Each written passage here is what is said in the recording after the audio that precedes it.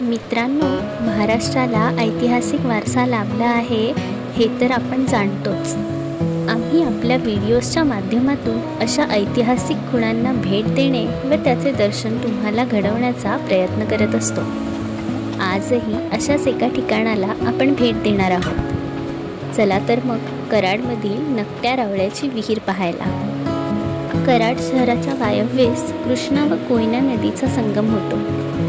याच प्रीती संगमावरील पंतांचा कोट सोमवार पेठ या ठिकाणी ही भली मोठी व तेवढीच खोल अशी वैशिष्ट्यपूर्ण विहीर पाहायला मिळते।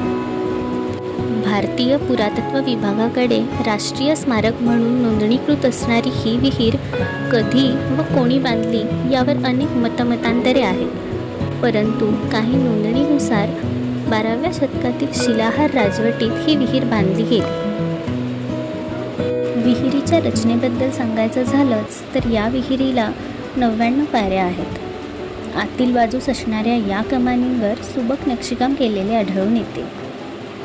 ही विहीर म्हणजे स्थापत्य व शिल्पकलेचा अद्भुत नमुनाच आहे। म्हणूनच या विहिरीला कराडचे ऐतिहासिक वैभवही मानले जाते। स्थानिक नागरिक तसेच पुरातत्व विभागाकडून या विहिरीची जपणूक केली जाते।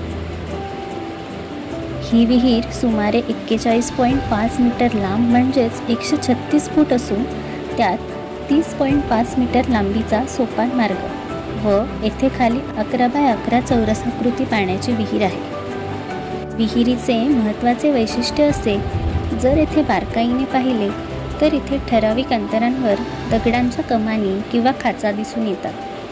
यावरूनच लक्षात येते की विहिरीचे रूपांतरण आपत्कालीन परिस्थितीमध्ये पूर्वी एखाद्या राजवाड्यामध्ये वा गोदामात केले जात असे।